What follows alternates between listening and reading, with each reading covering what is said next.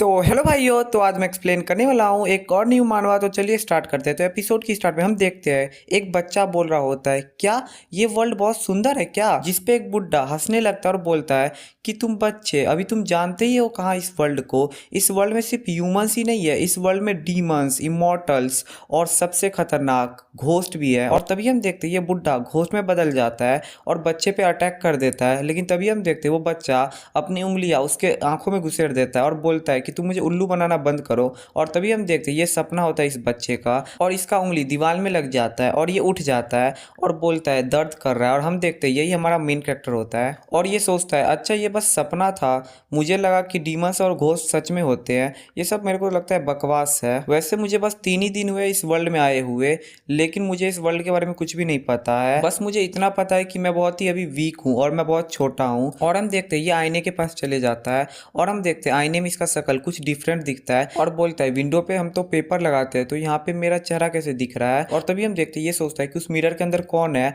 और तभी हम देखते हैं एक हाथ आता है उस मिरर के अंदर से और इस पे हमला कर देता है और उसके गले को पकड़ लेता है। और हम तब देखते हैं ये घोस्ट होता है और ये सोचता है कि सच में इस वर्ल्ड में घोस्ट होते हैं और ये बहुत पावरफुल है, मैं इससे छूट नहीं सकता। मैं तो बस इस वर्ल्ड में 3 दिन पहले ही आया हूँ और मैं अभी फिर से मर जाऊंगा, मैं मरना नहीं चाहता। और तभी हम देखते हैं ये घोस्ट उसको खाने वाला होता है और तभी हम देखते हैं एक पंच आता है और उस घोस्ट को लगता है और वो घोस्ट मारा जाता है। और तभी हम देखते हैं हमारा मेन कैरेक्टर देखता है एक बंदे को जो कि उस घोस्ट को मारा होता है विथ अ पंच। और तभी हम देखते हैं वही बंदा बोलता है बच्चे तुम ठीक हो ना। और तभी हम देखते हैं हमारा मेन कैरेक्टर सोचता है कि इसने एक पंच में उस घोस्ट को मार दिया, क्या ये मार्शल आर्ट है? और तभी हम देखते हैं पीछे से इसके मॉम डैड आ जाते हैं और बोलते हैं कि तुमने तो हमें डरा ही दिया था, तुम ठीक हो ना। जिसपे हमारा मेन कैरेक्टर कहता है मॉम डैड मैं ठीक हूँ। जिसपे उसकी मॉम बोलती है मुझे तो तुमने डरा ही दिया था। और उसके डैड बोलते हैं कि मैं तो खुश हूँ कि तुम ठीक हो। जिसपे वही बंदा बोलता है कि चिंता मत करो, वो बस छोटा सा एक घोस्ट ही था और वैसे भी उसके सामने तो अगर तुम हिम्मत भी रखोगे तो भी तुम्हारा वो कुछ नहीं बिगाड़ पाएगा। और तभी हम देखते हैं हमारे मेन कैरेक्टर का फादर बोलता है कि ये तुम्हारे अंकल मिंग है और ये स्टूवर्ड है रिवर टाउन में और ये थोड़े से फेमस है। और तभी हम देखते हैं हमारे मेन कैरेक्टर की मॉम बोलती है क्या तुम गधे हो, अगर घोस्ट से तुम्हारा सामना हुआ तो तुम्हें चिल्लाना चाहिए था, तुम्हें हमें बताना चाहिए था। वो तो अच्छा हुआ जो बगल में आंटी रहती है उन्होंने तुम्हें देखा और उन्होंने समझा कि तुम मुसीबत में हो, उसके लिए उन्होंने तुम्हारे फादर को बताया और तुम्हारे फादर ने अंकल मिंग को लाया, नहीं तो आज तुम मारे जाते उस घोस्ट से। और तभी हम देखते हैं हमारा मेन कैरेक्टर बोलता है अंकल मिंग क्या आपने उस घोस्ट को मारा, वो भी मार्शल आर्ट से? जिसपे अंकल मिंग सोचते हैं कि ये बच्चा तो डरा भी नहीं है ना रो रहा है, लेकिन उल्टा ये पूछ रहा है कि मैंने उसको कैसे मारा। जिसपे अंकल मिंग बोलते हैं हाँ तुमने सही बोला, उस घोस्ट को मैंने वैसे ही मारा और वैसे भी थोड़ा सा बस एनर्जी गैदर कर लेने के बाद तुम इस छोटे मोटे घोस्ट को मार सकते हो। जिसपे हमारा मेन कैरेक्टर सोचता है कि अंकल मिंग को आने में अगर 1 मिनट की भी लेट होती तो मैं मारा जाता, मैं हमेशा लक्की नहीं रह सकता, मेरे पास एक अपॉर्चुनिटी है। और तभी हम देखते हैं अंकल मिंग बोलते हैं कि भैया भाभी मैं जा रहा हूँ वापस। और तभी हम देखते हैं हमारा मेन कैरेक्टर रोक देता है कि अंकल मिंग मुझे भी मार्शल आर्ट सीखनी है और वो झुक जाता है और बोलता है प्लीज मुझे सिखाइए। जिसपे अंकल मिंग बोलते हैं क्या तुम्हें मार्शल आर्ट सीखनी है, लेकिन ये इतना आसान नहीं होता, ये बहुत मुश्किल होता है और इसको सीखने के लिए बहुत मेहनत चाहिए। और तभी हम देखते हैं हमारे मेन कैरेक्टर की मॉम बोलती है ये तुम क्या बोल रहे हो। और तभी हम देखते हैं हमारा मेन कैरेक्टर बोलता है कि अंकल मिंग मैं नहीं डरता, मुझे सीखना है। और हमारा मेन कैरेक्टर सोचता है कि मार्शल आर्ट सीखना कितना भी मुश्किल हो, लेकिन अगर मैं सीख लेता हूँ तो कम से कम मैं हेल्पलेस तो नहीं रहूंगा इन छोटे भूतों के सामने। जिसपे अंकल मिंग हंसने लगते और बोलते हैं लगता है तुम बहुत सीरियस हो, लेकिन मार्शल आर्ट ऐसी चीज नहीं है जिसको मैं आराम से पास डाउन कर दूं। और मैं रिवर टाउन डॉग का हेड हूँ, लेकिन मैं भी तुमको नहीं सिखा सकता, लेकिन इसका भी एक सॉल्यूशन है, अगर तुम सन गैंग का एक डिसाइपल बन जाते हो तब तुम मार्शल आर्ट सीख सकते हो। लेकिन हाँ ये आसान नहीं होने वाला है तुम्हारे लिए, और हाँ इसके बारे में तुम अपने फैमिली से बात कर लो और फिर मुझे कांटेक्ट करना। और तभी हम देखते हैं अंकल मिंग वहां से चल जाते हैं और हम देखते हैं थोड़े वक्त के बाद का सीन और जहाँ पे हमारी मेन कैरेक्टर की मॉम बोलती है जो सन गैंग है वो अच्छी जगह नहीं है, वहाँ पे सू मिंग का यंगर ब्रदर मारा गया था उस गैंग में। जिसपे मेन कैरेक्टर के डैड बोलते हैं मुझे पता है ये सब के बारे में, लेकिन यहाँ पे बैंडिट्स है, घोस्ट है हर जगह, तो मार्शल आर्ट सीखना जितना भी मुश्किल हो लेकिन फायदेमंद तो बहुत होता है और हमारा बेटा सीखना चाहता है तो हमें उसे सपोर्ट करना चाहिए। जिसपे मेन कैरेक्टर की मॉम मान जाती है और बोलती है ठीक है मैं उसको जाने दूंगी। और तभी हमारे मेन कैरेक्टर का सीन दिखाया जाता है जो कि बोलता है तो सच में इस वर्ल्ड में भूत होते हैं, वो तो अच्छा है कि हेवन ने मुझे एक और बार चांस दिया है, लेकिन मुझे यहाँ पे जिंदा रहना होगा और इस अपॉर्चुनिटी को लेना होगा और मार्शल आर्ट सीखना होगा और स्ट्रॉन्ग बनना होगा जिसके कारण ऐसा कोई मौका ना आए। और तभी हम देखते हैं एक सिस्टम खुलता है और हमारा मेन कैरेक्टर इस सिस्टम को देख के कंफ्यूज हो जाता है कि ये क्या है। और जहाँ पे हमें दिखाया दिखाया जाता है सोल एनर्जी 15। और तभी हमारा मेन कैरेक्टर सोचता है कि ये क्या पैनल खुल के आ चुका है, यहाँ पे मुझे कुछ कुछ फंक्शंस दिख रहे हैं, यहाँ पे है स्ट्रेंथ, स्पीड और कॉन्स्टिट्यूशन, और ये प्लस साइन क्या है और ये सोल एनर्जी क्या है। चलो सोल एनर्जी पे टैप करके देखते हैं और चलो ये प्लस साइन भी टैप करके देखते हैं। और तभी हम देखते हैं सोल एनर्जी 1 घटता है और स्ट्रेंथ 0.01 से बढ़ता है, जिसपे हमारा मेन कैरेक्टर समझ जाता है और फिर से ट्राई करता है तो फिर से सेम होता है, लेकिन स्ट्रेंथ इस बार बहुत ज़्यादा ही बढ़ता है। और हमारा मेन कैरेक्टर बोलता है कि मैं समझ गया, मैं सही था, ये मेरी स्ट्रेंथ को इंक्रीज करने में काम देगा। और जब वो घोस्ट मारा था तब मेरे को सोल एनर्जी मिली और जिसके कारण ये एट्रीब्यूट पैनल अभी खुला है, तो मुझे घोस्ट को मारना होगा और सोल एनर्जी में कन्वर्ट करना होगा, और जिसके कारण लेवल अप कर पाऊंगा। तो मुझे अपॉर्चुनिटी को ढूंढना होगा और इसके बारे में पता करना होगा। ये मेरे पास एक अच्छा बैकअप है जिसके कारण मेरे को एक और चांस मिलता है जीतने का। और हमें दिखाया जाता है अगले दिन का सीन, जहाँ पे हमारा मेन कैरेक्टर बोलता है कि आपको भी कुछ रखना चाहिए मम्मी, अगर आप सारे ही सिल्वर कॉइन मुझे दे देंगे तो आप कैसे रहेंगे। जिसपे हमारे मेन कैरेक्टर की मॉम बोलती है कि नहीं, तुम ये पूरा रख लो, नहीं तो तुम ट्रैवल कैसे कर पाओगे विदाउट मनी, और वैसे भी तुम्हारे डैड और मैं हूं ना, हम लोग अर्न कर लेंगे और हम लोग रह पाएंगे अच्छे से। जिसपे हमारा मेन कैरेक्टर सोचता है कि ये 3 सिल्वर कॉइन्स, इसके लिए मेरी मम्मी ने 2 महीने तक जूते सिले, इतनी मेहनत की रात रात भर जाग के, और अब ये मुझे दे रही है। आप जहां भी रहे, जो भी ईरा में रहे, लेकिन आपके पेरेंट्स हमेशा आपको प्यार करते हैं। और तभी हमें दिखाया जाता है अंकल मिंग आते हैं और बोलते हैं कि मेरे साथ आओ, मेरे पास और 2 लोग हैं। और तभी हमें दिखाया जाता है 2 बंदों को, जिसमें से एक का नाम होता है जांगियो और एक का नाम होता है सूली, और हमारे मेन कैरेक्टर का नाम होता है बाईजियू, और हम लोग इसको बाय बोलेंगे, अब मेन कैरेक्टर नहीं बोलेंगे। और अंकल मिंग बोलते हैं आज मैं तुम तीनों को ही गैंग में ज्वाइन करवाने के लिए रिकमेंड करूंगा। और जिसपे हम देखते हैं पीछे से बाई के डैड बोलते हैं कि मिंग प्लीज मेरे बेटे का ख्याल रखना। जिसपे अंकल मिंग बोलते हैं कि इतना फॉर्मल होने की जरूरत, वैसे भी जो मेरे यंगर भाई के साथ हुआ था वैसा मैं कभी भी बाई के साथ नहीं होने दूंगा। जिसपे बाई के डैड बोलते हैं थैंक यू मिंग। जिसपे अंकल मिंग बोलते हैं कि अब हमारे पास टाइम नहीं है, जल्दी चलो। जिसपे बाई सोचता है कि कुछ भी हो जाए, जो पेरेंट्स का प्यार होता है उसकी फीलिंग अलग ही होती है, लेकिन चिंता मत करिए, मैं आपका बेटा बन के पूरी लाइफ जीऊंगा। और हम देखते हैं ये लोग चल देते हैं। और तभी हम देखते हैं ये लोग कुछ दूर आ जाते हैं, जिसपे एक बंदा बोलता है कि अंकल मिंग मैं और नहीं चल सकता। और तभी हम देखते हैं ये होता है साउली। और जिसपे अंकल मिंग बोलते हैं कि तुम दोनों का क्या। जिसपे बाई और जांग बोलते हैं कि हमें कोई प्रॉब्लम नहीं है, हम लोग और चल सकते हैं। जिसपे बाई सोचता है वो तो अच्छा हुआ कि मैंने अपने सोल एनर्जी को कॉन्स्टिट्यूशन में डाल दिया, जिसके कारण मेरे को कुछ स्ट्रेंथ मिली, नहीं तो मेरा हाल भी साउली की तरह होता। और तभी हम देखते हैं अंकल मिंग बोलते हैं कि हमें तेजी से चलना होगा और आराम हम आगे करेंगे। और वैसे भी ये जो पार्ट है वो घोस्ट हेड विलेज में आता है और वो यहाँ पे पेट्रोलिंग करते हैं, अगर हम यहाँ पे पकड़े गए तो हमारे लिए प्रॉब्लम होगा। जिसपे बाई सोचता है कि घोस्ट हेड विलेज, यहाँ के जो भी बगल के गांव है वो उस विलेज को अच्छे से जानते हैं, वहाँ पे सारे लुटेरे रहते हैं जो कि बहुत ही गंदे तरीके से लोगों को मारते हैं और उनका नाम मारने के लिए ही फेमस हुआ है। और तभी हम देखते हैं अंकल मैंग बोलते हैं कि जल्दी चलो, पीछे मत रहो बच्चों। जिसपे बाई और जांग बोलते हैं हम आ रहे हैं। और तभी हम देखते हैं कुछ और दूर जाने के बाद अंकल मैंग और सभी रेस्ट करने लगते हैं और अंकल मैंग बोलते हैं मुझे लगा नहीं था कि तुम दोनों के पास इतना स्टेमिना होगा, ये अच्छा है, तुम्हारे मार्शल आर्ट में इससे फर्क पड़ेगा और बहुत ही अच्छा तुम्हारे लिए रहेगा। और तभी बाई बोलता है कि अंकल मैंग प्लीज हमें बताइए ना मार्शल आर्ट के बारे में। जिसपे अंकल मैंग बोलते हैं अच्छा तुम इतने इंटरेस्टेड हो तो मैं चलो बताता हूँ। मार्शल आर्ट 2 भागों में डिवाइड है, एक होता है एक्सटर्नल फोर्जिंग और होता है इंटरनल रिफाइनमेंट। एक्सटर्नल फोर्जिंग में आता है strength, muscle, bone, skin and flash, और इंटरनल रिफाइनमेंट होता है पूरा इंटरनल ऑर्गन के लिए। और जब तुम इंटरनल क्यूआई रिविलम पे चल जाओगे तब तुम इंटरनल क्यूआई को जनरेट कर पाओगे और तुम्हारी स्ट्रेंथ को वो इंक्रीज कर देगा। और जब तुम इसको मास्टर कर लोगे तब तुम ऑरा एक्सप्लोड कर सकते हो। और तभी हम देखते हैं यही ऑरा एक्सप्लोड बाई पे अंकल मैंग कर देते हैं, जिसके कारण बाई दूर जाके गिरता है। और तभी अंकल मैंग बोलते हैं और जो छोटे घोस्ट होते हैं वो तो ऐसे ही मारे जाते हैं इसके कारण। जिसपे जांग बोलते हैं अंकल मैंग आपका लेवल क्या है वैसे। जिसपे अंकल मैंग बोलते हैं ज्यादा नहीं, इंटरनल रिफाइनमेंट पे। जिसपे बाई सोचता है क्या ये लेवल पे इतना स्ट्रॉन्ग, मतलब जो बंदा इंटरनल क्यूआई पे होगा वो कितना स्ट्रॉन्ग होगा। और तभी हम देखते हैं ये लोग रिवर टाउन पहुंच जाते हैं। जिसपे एक बंदा बोलता है क्या यही रिवर टाउन है, ये तो कितना सुंदर है और यहाँ पे तो बहुत सारी चीजें देखने के लिए। जिसपे अंकल मैंग बोलते हैं ये वेस्ट स्ट्रीट डिस्ट्रिक्ट है और जो हमारा सन गैंग का ब्रांच है वो नॉर्थ स्ट्रीट डिस्ट्रिक्ट में पाया जाता है और वहाँ पे तो इससे भी अच्छी अच्छी चीजें हैं। वहाँ पे गवर्नमेंट ऑफिस है, एकेडमीज है और लार्ज नंबर ऑफ रेस्टोरेंट्स है, तो वहाँ पे चलो। और तभी हम देखते हैं एक बंदा बोलता है कि यहाँ पे एक एग्जीक्यूशन होने वाला है और वो भी चौथे चीफ घोस्ट हेड विलेज का, तो चलो सब देखने। जिसपे बाई बोलता है अंकल मैंग क्या ये वही घोस्ट विलेज तो नहीं है जिसके बारे में आपने पहले बोला था। जिसपे अंकल मैंग बोलते हैं हाँ ये वही है, लेकिन मुझे नहीं लगा था कि चौथे चीफ को इतना आसानी से लोग पकड़ सकते हैं। जिसपे बाई सोचता है कि जब वो घोस्ट मारा था तो मुझे अच्छा खासा सोल एनर्जी मिल गया था, लेकिन जब मैं इस एग्जीक्यूशन को देखूंगा इस क्रिमिनल का तो मुझे कितना मिलेगा, मुझे लगता है मुझे ये चांस को गंवाना नहीं चाहिए और जाके मुझे अपने सोल एनर्जी को कुछ बढ़ाना चाहिए। और तभी वो बोलता है अंकल मैंग क्या हम चल सकते हैं एग्जीक्यूशन देखने के लिए, जिसपे अंकल मैंग बोलते हैं अच्छा ठीक है। और तभी हम देखते हैं एक बंदा बोलता है कि इसकी हिम्मत तो देखो, इसने इतना हिम्मत किया कि ली फार्म शॉप से कुछ चोरी करने की कोशिश की और तभी जूनियर ली ने इसको पकड़ लिया। और ली फैमिली 3 चीजों में तो बहुत आगे, एक तो बिजनेस, एक मार्शल आर्ट और एक लिटरेचर।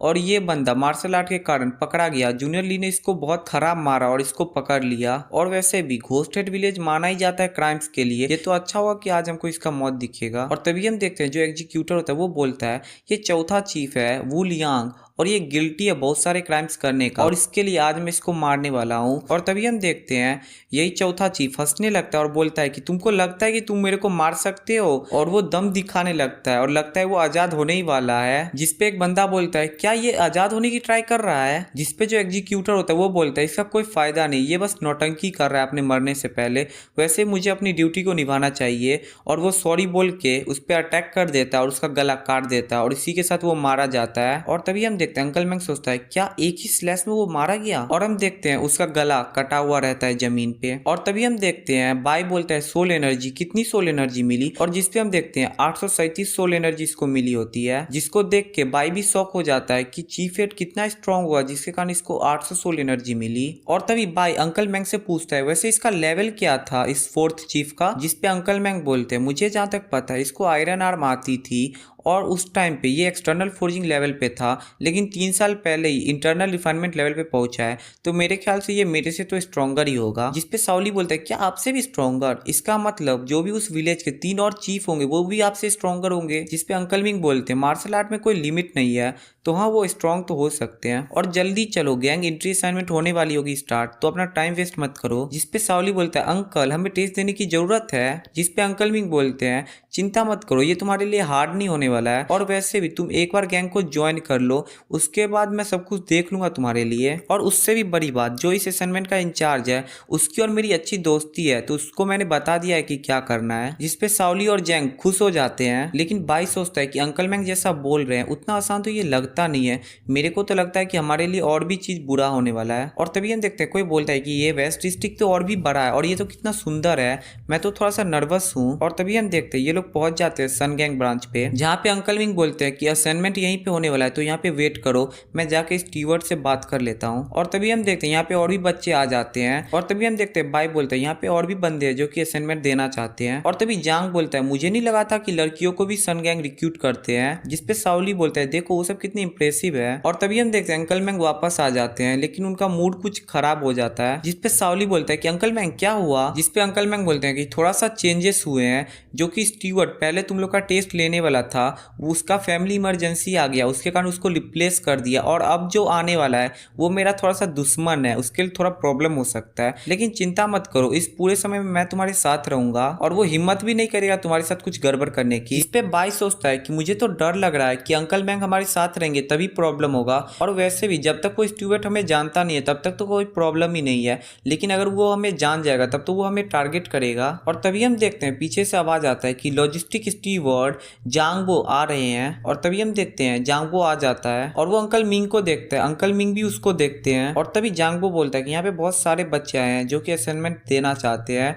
और मुझे अच्छा लग रहा है कि यहाँ पे इतना सारा टैलेंट आया है, और इस टैलेंट को बढ़ाने के लिए वो पिलर्स को देखो, बॉयज को 200 पाउंड और गर्ल्स को 100 पाउंड उठा के 10 स्टेप्स चलने हैं और वो बच्चा पास हो जाएगा। जिसपे अंकल मैंग गुस्सा हो जाते हैं और बोलते हैं जांगबो पहले तो बॉयज के 80 पाउंड रहते थे, तो आज क्यों ये चेंज हुआ है, तुम इस असाइनमेंट को तो और भी बुरा बना रहे हो। जिसपे जांगबो बोलता है कि गार्डियन ली युआंग ने ये हमें ऑर्डर दिया है, वैसे भी क्वांटिटी से अच्छा क्वालिटी भी होता है, और वैसे भी इस सब के पीछे मैं रिस्पॉन्सिबल नहीं हूँ, तो अगर तुम्हें किसी को बोलना है तो जाके गार्डियन लियू यांग से बात कर सकते हो। जिसपे अंकल मैंग गुस्सा हो जाते हैं और बोलते हैं गार्डियन लियू मैंग का नाम फंसा के मुझ पे प्रेशर देने का ये कोशिश कर रहा है। जिसपे साओली रोने लगता है और बोलता है कि मुझे डर लग रहा है अंकल मैंग। और तभी हम देखते हैं जांगबो बोलता है कि अगर तुम्हें नहीं ट्राई करना तो गिव अप कर दो और जा सकते हो अपने घर पे। जिसपे अंकल मैंग बोलते हैं तुम, और तभी हम देखते हैं पीछे से आवाज आता है कि मैं ट्राई करूंगा, और हम देखते हैं ये जांग होता है और बोलता बोलता है ये तो बस 200 पाउंड है, मैं तो इससे भी ज़्यादा भी उठा सकता हूँ। और तभी हम देखते हैं ये उठाने जाता है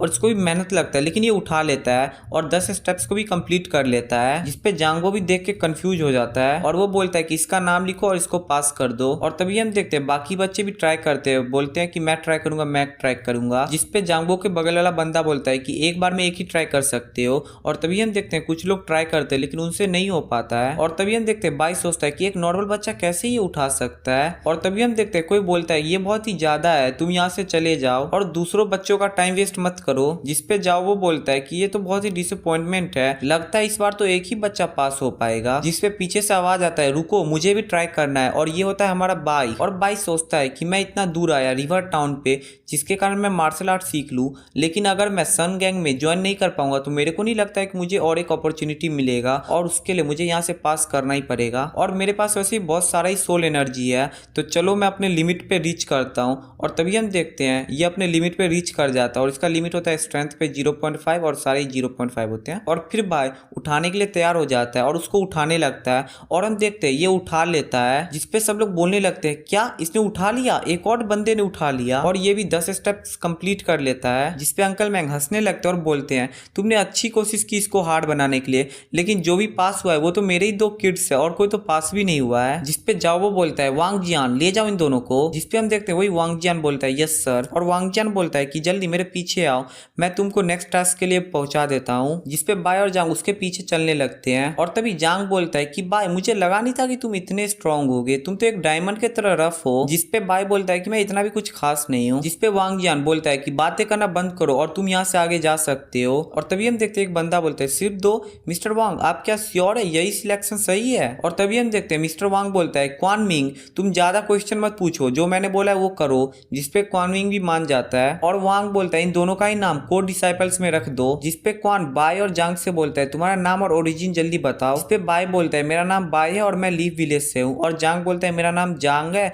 और मैं भी लीव ब्रिज से हूँ। जिसपे क्वान बोलता है तुम लोग फाइनली इस गैंग को ज्वाइन कर लिए हो, तो अब हमारे रूल्स को समझ लो। यहाँ पे 3 रेगुलेशन है, 5 प्रिंसिपल है और 12 आर्टिकल्स है, और इनमें से अगर तुमने एक का भी वायलेशन किया तो तुम्हारे लिए बुरा होगा, और हाँ तुम्हारे पेरेंट्स और तुम्हारे रिलेटिव्स के लिए भी बुरा होगा। जिसपे बाय और जांग थोड़ा शॉक हो जाते हैं। और तभी हम देखते हैं क्वान बोलता है लेकिन जो तुम्हारा पोजीशन है ये तुम्हें अलाउ ही नहीं करेगा कि तुम सीरियस मिस्टेक कर पाओ। मैं तुमको एक्सप्लेन करता हूँ कि तुम्हारी रोल्स और ड्यूटीज क्या है। हमने डिसाइपल्स को इनर और आउटर डिसाइपल में डिवाइड किए हैं। जो नए बच्चे होते हैं उनको आउटर डिसाइपल माना जाता है, और जो कुछ बच्चे होते हैं जो बुरे होते हैं उनको कोर डिसाइपल्स में रख दिया जाता है। मुझे लगता है तुमने किसी को ऑफेंड कर दिया है। इस पे जांग बोलता है क्या उसने ये सब किया है। जिसपे बाय बोलता है लगता है कि हम लोग टारगेट हुए हैं। जिसपे क्वान बोलता है कि इसको एक्सेप्ट कर लो, वैसे भी तुम यहाँ से भी आगे जा सकते हो और इनर डिसाइपल बन सकते हो। जिसपे बाय बोलता है क्या हम लोग मार्शल आर्ट सीख सकते हैं कोर डिसाइपल होने के बाद भी। जिसपे क्वान बोलता है कि हाँ तुम लोग सीख सकते हो, वैसे भी सन गैंग माना ही जाता है मार्शल आर्ट के लिए,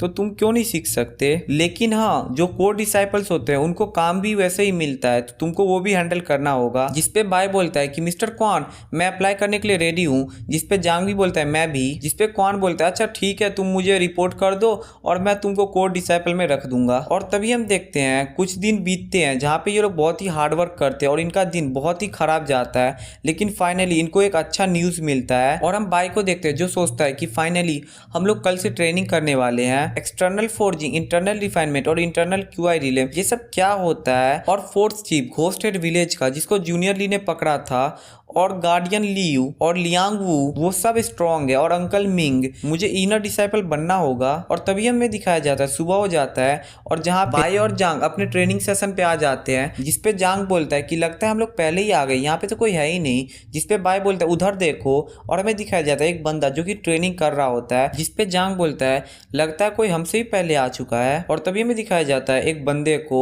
जो कि ट्रेनिंग कर रहा होता है, और बाय बोलता है कि रुक जाओ वो ट्रेनिंग कर रहा है तो उसको मत करो, और ये मुझे सिंपल भी नहीं लग रहा है। और हम देखते हैं बाय और जांग भी ये ट्रेनिंग को करने लगते हैं, और बाय सोचता है कि ये पोस्चर और ये जो कर रहा है ये बहुत ही हार्ड है, ये ऐसा कुछ नहीं है जिसको हम देख के कर सकते हैं, लेकिन कुछ तो ऐसा है जो इसको गाइड कर रहा है। मुझे लगता है क्या ये इसका इंटरनल पावर है। और तभी हम देखते हैं पीछे से एक आवाज आता है कि तुम ये नहीं कर सकते। और तभी हम देखते हैं ये वही बंदा होता है और बोलता है क्या तुम नए डिसाइपल्स हो, मेरा नाम क्वीन सोपिंग है, और वैसे भी ये तुम्हारा फर्स्ट टाइम है तो तुम्हें मेडिटेशन स्टेक का प्रैक्टिस करना सीखना चाहिए और जब तुम उसको सीख जाओगे तब तुम मूविंग स्टेक पे आ सकते हो और इससे तुम मार्शल आर्ट और गहराई से सीख पाओगे। और तभी हम देखते हैं बाय अपने आप को इंट्रोड्यूस करता है और बोलता है वैसे आपकी प्रोग्रेस अच्छी है मूविंग स्टेक पे, क्या आप हमको गाइड कर सकते हैं मेडिटेशन स्टेक के बारे में। जिसपे शाओपिंग बोलता है हाँ मैं तुमको कुछ बता सकता हूँ। और मेडिटेशन स्टेक का रियल मतलब होता है स्टिलनेस, और इसका मतलब ये नहीं है कि तुमको मोशनलेस खड़ा होना है, इसका मतलब होता है कि तुमको अपने बॉडी को खड़ा रखना है लेकिन इंटरनल पावर को और जो तुम्हारा ब्लड है उसको फ्लो करवाना है,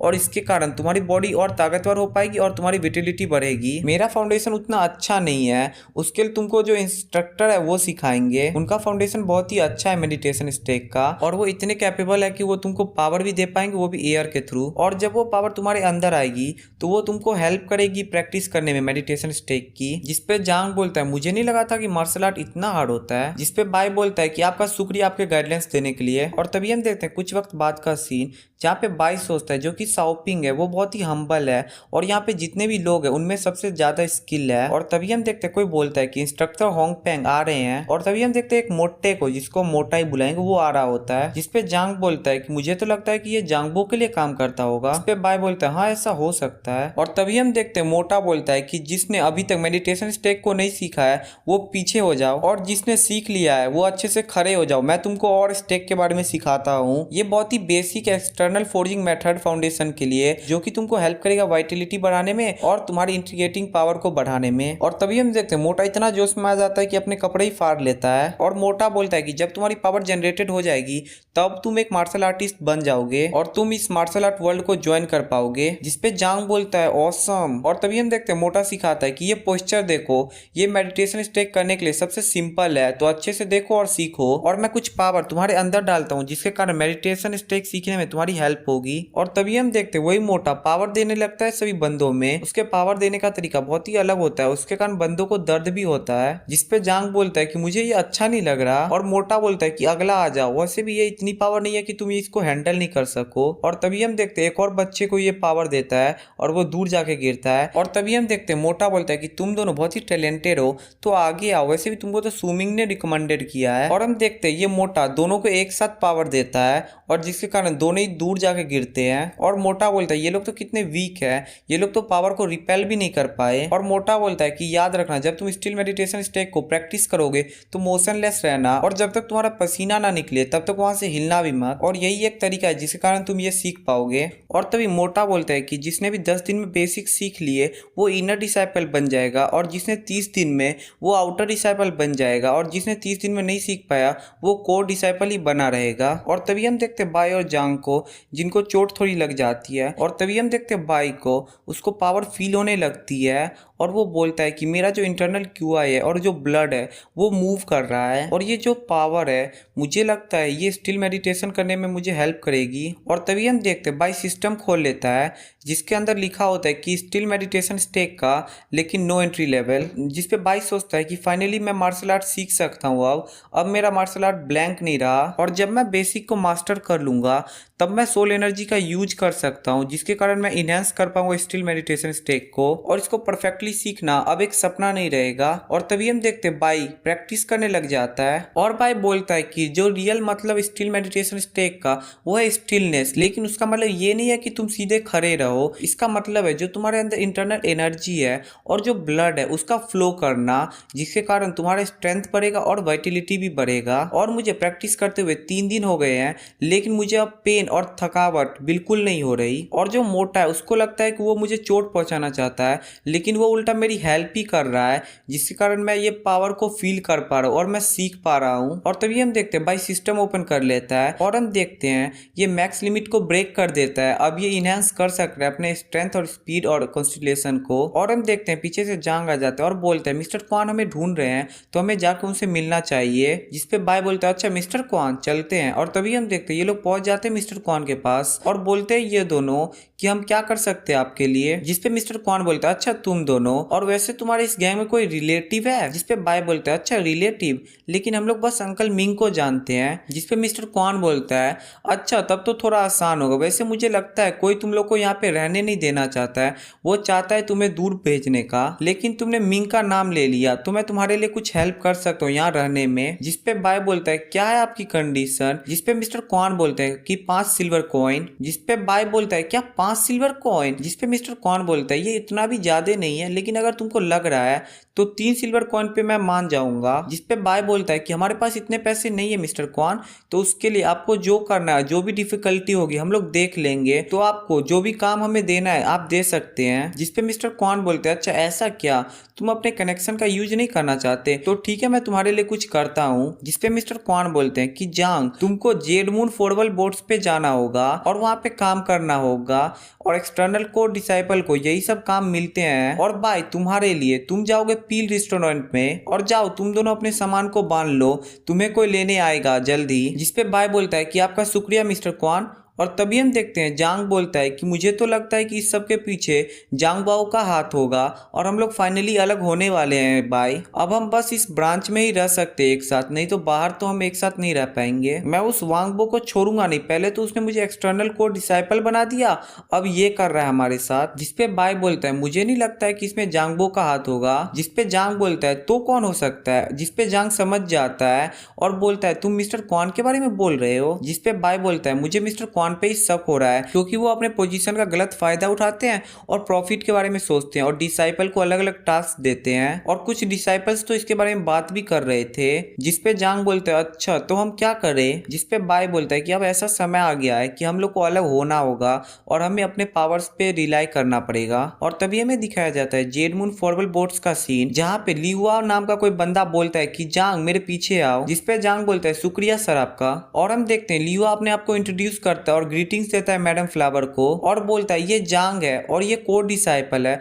और इसको आपके लिए चुना गया है। जिसपे मैडम फ्लावर बोलती है अरे ये तो कितना स्ट्रॉन्ग बच्चा है, मुझे तो लगता है इस पर अच्छा डिसाइपल आया है। और तभी हम देखते हैं एक लड़की को जो कि पकड़ लेती है जांग को, वो भी अपने बड़े बड़े से, और बोलती है तुम्हारा स्वागत है यहाँ पे, आ जाओ मैं तुमको यहाँ पे घुमाती हूँ। और हम देखते हैं बहुत सारी लड़कियां होती है जो कि जांग को घेर लेती है और बोलती है तुम तो बहुत ही क्यूट हो, तुम क्यों शर्मा रहे हो। और हम देखते हैं लियुआ मैडम फ्लावर को बोलती है अब जांग तुम्हारा है तो उसका ख्याल रखना मैडम। और हम देखते हैं जांग को जो कि बाई को बोल रहा होता है कि बाई, और हम देखते हैं बाई बोलता है कि तुम अपना ध्यान रखना। और हम देखते हैं लियुआ को जो कि बोलता है कि तुम्हारा दोस्त तो लकी है, वो अच्छे जगह पे गया है, और जो कि टाउन का रेस्टोरेंट है, फोर्डेबल बोट्स है, डॉग्स है एंड कैसीनोज है, वो सब सन गैंग के प्रॉपर्टीज है। और जबकि तुम कोड डिसाइपल हो तो तुमको बाहर भेजा जाएगा और तुमको काम दिया जाएगा और तुमको वो सब काम करने पड़ेंगे। और जो मैडम फ्लावर है और एल्डर हुआ है वो सब भी स्टार्टिंग में कोड डिसाइपल ही थे। जिसपे बाय बोलता है कि एल्डर हाउ कौन है? जिसपे लियू हाउ बोलता है कि तुम्हें पता नहीं है कि एल्डर हाउ कौन है? जो पील रेस्टोरेंट पे तुम जाने वाले हो वो तो उन्हीं का है। और हमें दिखाया जाता है पील रेस्टोरेंट पे, और हम देखते हैं जहाँ पे बहुत ही भद्दर होती है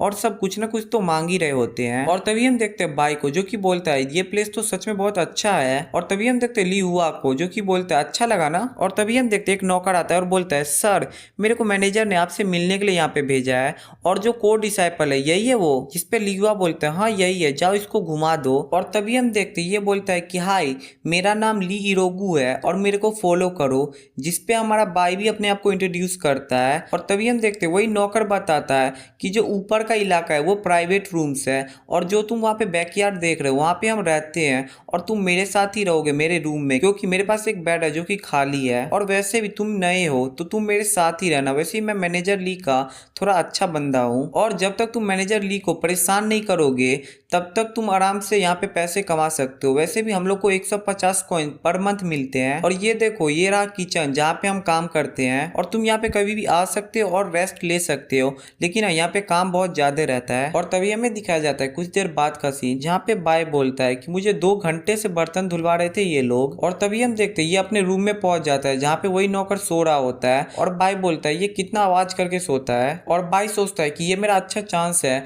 मैं प्रैक्टिस कर सकता हूँ स्टिल मेडिटेशन स्टेक का। और बाय प्रैक्टिस करने लगता है और बोलता है ये फीलिंग जो क्यूआई और ब्लड बह रही है मेरे अंदर, ये कमाल की फीलिंग है। और जब तुम प्रैक्टिस करोगे स्टिल मेडिटेशन स्टेक का तो तुम्हें पसीना आना चाहिए और तुम्हारी बॉडी स्टिल खड़ी होनी चाहिए। और हम देखते हैं बाय स्टिल खड़ा रहता है, उसके अंदर से पसीना निकलने लगता है, और यही साइन है स्टेक को मास्टर करने का। और हम देखते हैं बाय उठ जाता है और बोलता है ये फीलिंग तो बहुत ही अच्छी है, लगता है मेरा इंटरनल क्यूआई और ब्लड फ्लो कर रहा है बिल्कुल वाटर के तरह। और तभी बाई सिस्टम खोल देता है जहाँ पे हम देखते हैं मार्शल आर्ट में अब स्टील मेडिटेशन स्टेक का एंट्री लेवल पे आ जाता है और अपग्रेडेबल हो जाता है। इस पे बाई बोलता है कि मैं एंट्री लेवल पे आ गया हूँ, अब मैं इसको अपग्रेड कर सकता हूँ। मुझे 5 दिन लगे बेसिक सीखने में, इसका मतलब मेरी स्पीड तो ठीक ठाक ही है, लेकिन अब मेरी स्पीड और भी ज्यादा हो जाएगी। और हम देखते हैं 200 सोल एनर्जी पॉइंट कंज्यूम हो जाते हैं और स्टील मेडिटेशन स्टेक का माइनर अचीवमेंट पे बाई आ जाता है। और बाई सोचता है कि एक वेव वीक पावर का मेरे अंदर इमर्ज हो रहा है और ये पावर मेरे हर बॉडी के हर पार्ट में जा रहा है, ये मेरे ब्लड को जल्दी फ्लो करने में मदद कर रहा है और मेरा माइनर अचीवमेंट डन हो चुका है।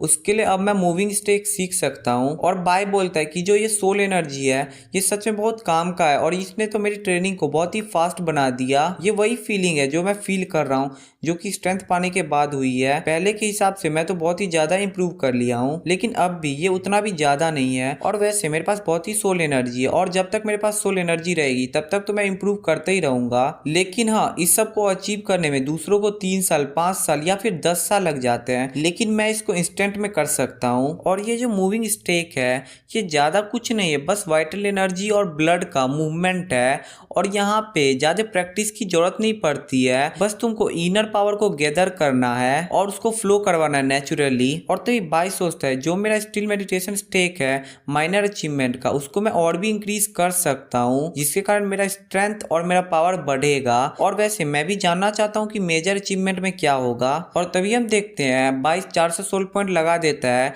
और स्टिल मेडिटेशन स्टेक का मेजर अचीवमेंट पा लेता है। और बाई को ऐसा फील होता है कि इसने हजारों दिन की हजारों रात की ट्रेनिंग वो भी 1 मिनट में ही कर ली। और बाई बोलता है यही खुशी है स्ट्रेंथ पाने की, लेकिन चोर डिसाइपल के लिए माइनर अचीवमेंट ही बहुत बड़ी बात होती है, लेकिन मेरे पास तो मेजर अचीवमेंट है। अगर मैं इस सब के बारे में किसी को बताऊंगा तो मेरे लिए बुरा ही होगा, इसके लिए मुझे इसको बताना नहीं चाहिए। और तभी हम देखते हैं बाई सिस्टम खोल लेता है, लेकिन अब इसके पास थोड़ी से ही सोल एनर्जी बची होती है। उसके लिए ये सोचता है कि मुझे सोल एनर्जी और गैदर करना होगा, लेकिन अभी मेरे पास कोई अपॉर्चुनिटी नहीं है, उसके लिए मुझे मार्शल आर्ट ही अभी सीखना होगा। लेकिन यहाँ पे कुछ तरीके हैं जिसके कारण मैं सोल एनर्जी को इकट्ठा कर सकूं। और तभी हमें अगले दिन का सीन दिखाया जाता है जहाँ पे बाई बोलता है मिस्टर सान, क्या मैं आपके साथ चल सकता हूँ कल स्लॉटर हाउस में? जिसपे मिस्टर सान बोलते हैं क्या तुम सोल्टर हाउस में जाना चाहते हो? उसके लिए तुम्हें जल्दी उठना होगा, वो भी 3 बजे। और वैसे भी तुम अभी कोर हो तो तुम वर्क कर रहे हो, तो तुम्हें ओवरवर्क करने की कोई जरूरत नहीं है। जिसपे बाई बोलता है कि आप चिंता मत करिए, मैं उठ जाऊंगा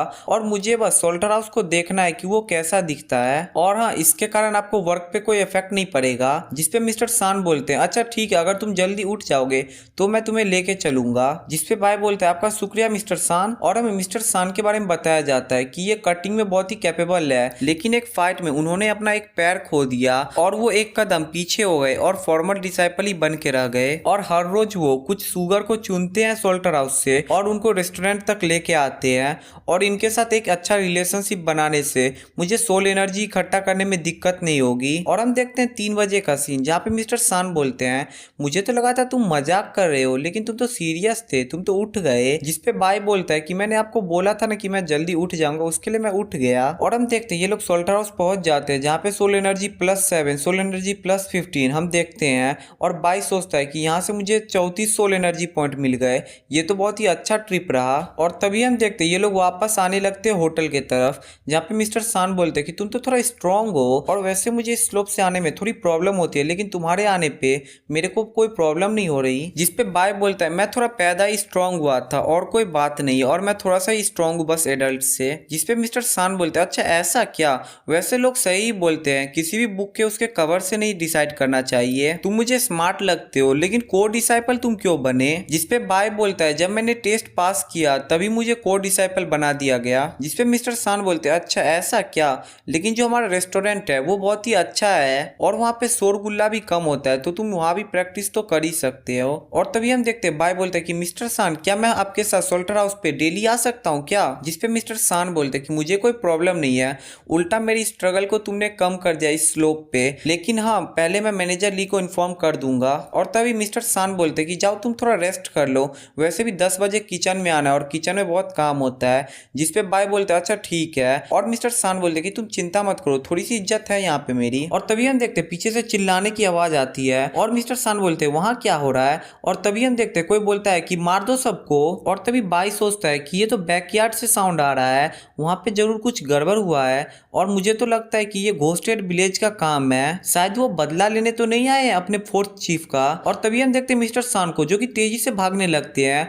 और बोलते हैं गुड लक बाई को। और बाई सोचता है कि उनका तो एक पैर भी खराब है लेकिन वो कितने फास्ट दौड़े। और बाई भी वहां से निकल जाता है और बोलता है मुझे कोई छुपने की जगह ढूंढनी होगी, नहीं तो मैं पकड़ा जाऊंगा, तो मैं मारा जाऊंगा यहाँ पे। और हम देखते हैं बाई को एक जगह मिल जाती है छुपने के लिए और वहां पे जाके वो छुप जाता है। और तभी हम देखते हैं कोई बोलता है कि मास्टर ली तुम कहाँ पे जा रहे हो। और तभी हमें मास्टर ली और जूनियर ली को दिखाया जाता है। और तभी हम देखते हैं मास्टर ली बोलते हैं कि सेकंड एंड थर्ड चीफ, मुझे लगा नहीं था कि घोस्टेड विलेज के बंदे यहाँ पे आएंगे। जिसपे सेकंड चीफ बोलता है कि जूनियर ली ने हमारे फोर्थ चीफ को कैप्चर किया तो हम यहाँ पे क्यों नहीं आएंगे, और हम यहाँ पे आए हैं जिससे हम अपना बदला ले सके अपने फोर्थ चीफ के लिए। और तभी हम देखते हैं मिस्टर ली बोलते हैं कि लियू जीपिंग ये बैटल से तुम दूर रहना। और हम देखते हैं उधर से सेकंड चीफ बोलते हैं कि तुम लोग यहाँ से दूर रहना और उस जूनियर ली पे नजर रखना। जिस पे थर्ड चीफ बोलता है यस सर। और हम देखते हैं मिस्टर ली सेकंड चीफ पे अटैक कर देते हैं लेकिन सेकंड चीफ डॉज कर लेता है। मिस्टर ली बोलते हैं फास्ट। और तभी मिस्टर ली फिर से अटैक कर देते हैं लेकिन फिर से डॉज कर लेता है सेकंड चीफ। और हम देखते हैं सेकंड चीफ